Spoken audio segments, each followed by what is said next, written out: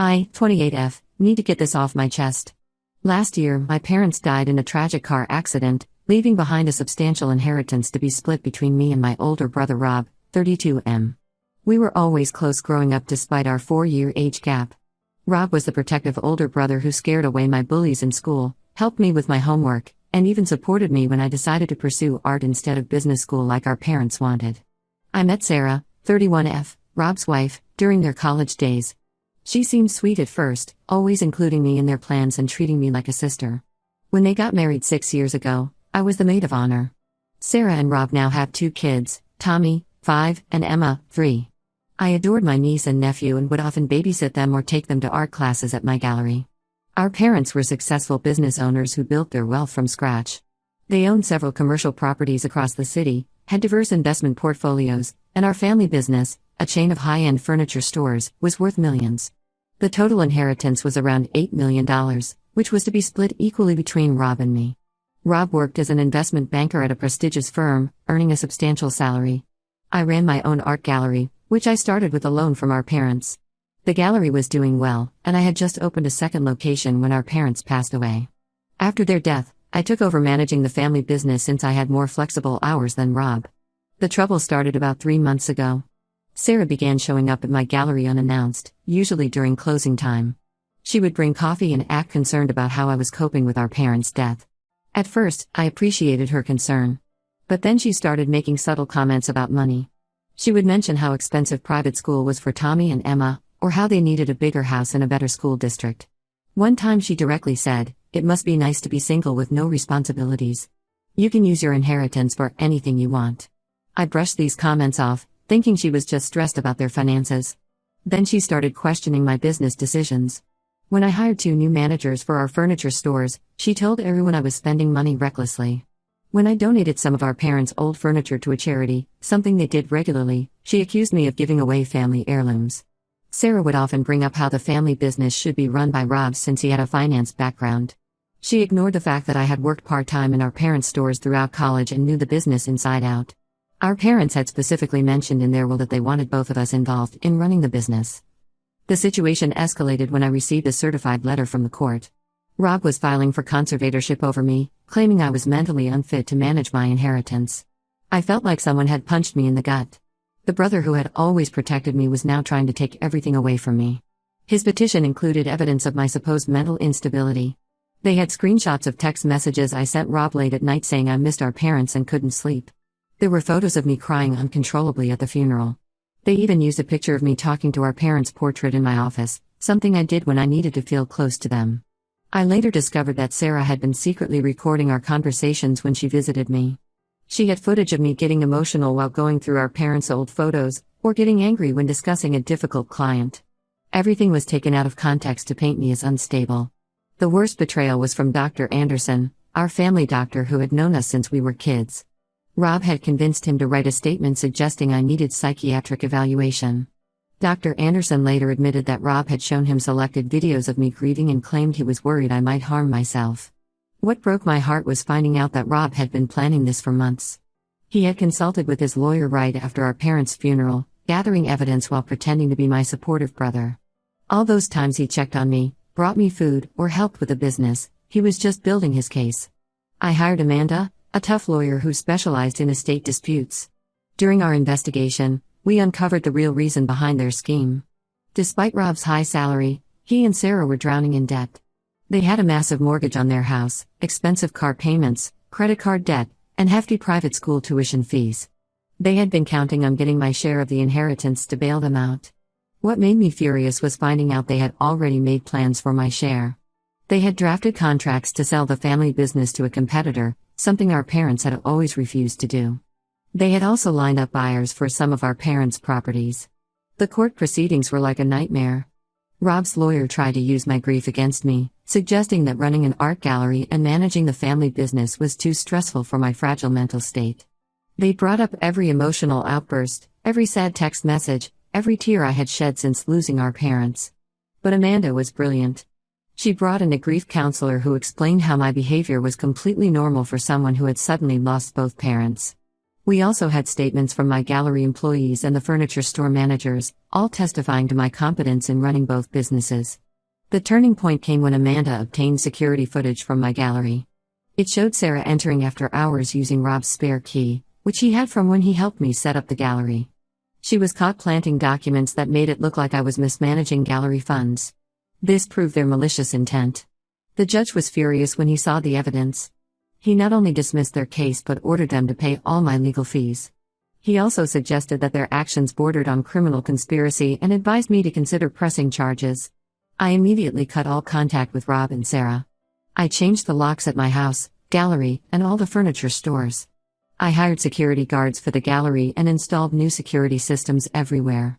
I also took full control of the family business, removing Rob's access to all accounts and information. Now Rob's distant relatives and family friends keep telling me I'm being too harsh.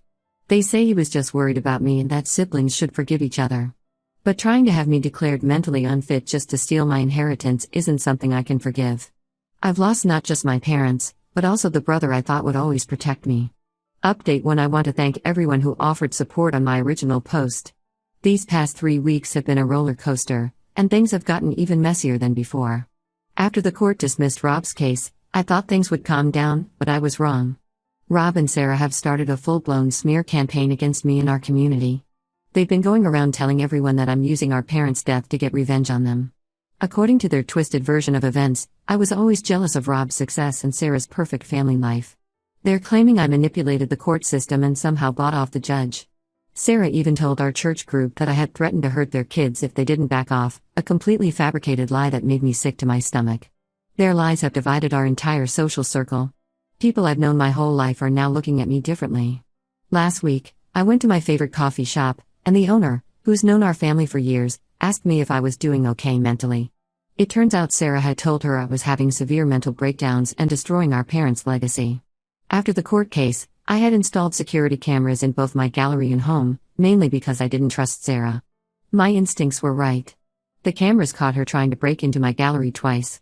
The first time was at 2 a.m., just days after the court ruling.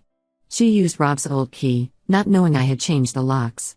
The second time was during broad daylight. She actually brought a locksmith, claiming she was the owner's sister-in-law and had lost her key. When the police confronted her about these break-in attempts, she put on an Oscar-worthy performance. She broke down crying, saying she was just trying to check on me because she was so worried about my mental health. She claimed I had been sending her concerning messages, completely false. I had blocked both her and Rob on everything. The police didn't buy her act, especially after seeing the security footage, and issued her a warning. But the biggest shock came from our Aunt Clara. She's our mom's sister and has always been close to both Rob and me. She called me last week, clearly upset, and asked if we could meet. Over coffee, she revealed something that made my blood run cold. 6 months before their accident, Rob had tried to convince our parents to change their will in his favor. According to Clara, Rob had gone to our parents with a PowerPoint presentation about why he should have majority control of the family business. He claimed I was too irresponsible and artistic to handle business matters.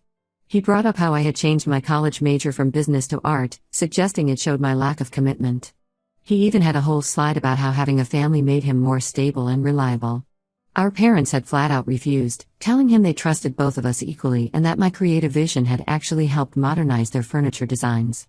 They also reminded him that I had successfully started and expanded my gallery while helping with the family business.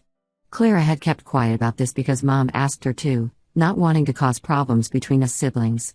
But after seeing what Rob tried to do to me, Clara felt I needed to know the whole truth. The most recent development involves Rob's professional life. Remember how I mentioned he worked as an investment banker? Well, it turns out he had been embezzling money from his company to maintain their lavish lifestyle. During their annual audit, his employers discovered irregular transactions and launched an investigation. They found that Rob had been manipulating accounts to funnel money into his personal expenses. The company fired him immediately and is considering pressing charges. Now Rob and Sarah are facing serious financial troubles. They've had to put their $1.2 million house on the market. Their kids, Tommy and Emma, have been pulled out of their expensive private school. Sarah had to sell her designer handbag collection, and they've listed both their luxury cars for sale. The fallout has been severe. Several family members have been calling and texting me, pressuring me to help them financially. They keep saying, think about the children and Tommy and Emma shouldn't suffer for their parents' mistakes. My cousin Lisa actually suggested I should buy their house and let them live in it rent-free until they get back on their feet. These are the same people who, just weeks ago, believed Sarah's lies about my mental health without even asking for my side of the story. The same ones who gave me concerned looks at family gatherings and whispered behind my back about how unstable I seemed. Now they expect me to bail out Rob and Sarah? I'll be honest, sometimes when I think about Tommy and Emma, my heart aches. They're innocent in all this, and I love them dearly. Last week, Tommy's teacher, who's a friend of mine, told me he's been asking why he can't come to art classes at my gallery anymore. But I know I can't help them without enabling Rob and Sarah's behavior. They need to face the consequences of their actions. My gallery is doing better than ever, and the family business is thriving under my management. I've maintained my distance from Rob and Sarah, focusing instead on honoring our parents' legacy through hard work and honest business practices. Some people might think I'm being cold-hearted, but I believe I'm doing the right thing by standing my ground. I've learned that sometimes the people who should love and protect you the most are the ones capable of causing the greatest harm. But I've also learned that I'm stronger than I ever thought possible. I won't let their attempts to destroy me succeed. Update 2: The situation with Rob and Sarah has taken a completely unexpected turn. Last week, Sarah reached out to me through a burner email account asking to meet privately. She claimed she had important information I needed to know. Against my better judgment, I agreed to meet her in a public cafe, but I brought my lawyer Amanda with me just to be safe. What Sarah revealed during our meeting left both me and Amanda stunned. The whole scheme to have me declared mentally unfit wasn't Rob's idea at all, it was Sarah's from start to finish. She broke down crying, admitting that she had manipulated Rob into going along with her plan by showing him their mounting debts and playing on his fears about their children's future. The truth is far worse than I imagined. Sarah confessed they're over $2 million in debt, but not because of their lavish lifestyle like we all thought. Sarah has a severe gambling addiction that she's managed to hide for years. She had been gambling away their savings and taking out loans in Rob's name. She even admitted to stealing and selling some of my mother's jewelry that Rob had kept for sentimental value. Her addiction started small, online poker games while the kids were napping. But it escalated quickly. She began visiting casinos while claiming to be at yoga classes or mom group meetings. She maxed out their credit cards and opened new ones in Rob's name. When that wasn't enough, she took out personal loans using forged documents with Rob's signature. Rob apparently only discovered the full extent of their debt when his company's investigation revealed everything. The embezzlement I mentioned in my last update? That was actually Sarah too. She had figured out Rob's work passwords and had been transferring company funds to cover her gambling losses. Rob had no idea until the company confronted him with evidence. Sarah's confession didn't stop there. She admitted to being the one who spent months gathering evidence of my supposed mental instability. She was the one who edited our conversations to make me sound unstable. She even deliberately provoked me into emotional reactions so she could record them. The whole thing about me threatening their kids? She made that up because she knew it would turn people against me. The most shocking part was learning that Sarah had been planning this even before our parents died. She had already consulted with a lawyer about ways to contest the will, assuming our parents would leave everything to Rob since he was the oldest. When she found out about the equal split, she started working on the mental instability angle. Rob has now filed for divorce after discovering Sarah's deception. He tried to contact me through our cousin Jane, sending a long letter explaining his side of things. According to him, he only went along with Sarah's plan because she convinced him I was having a mental breakdown and needed intervention.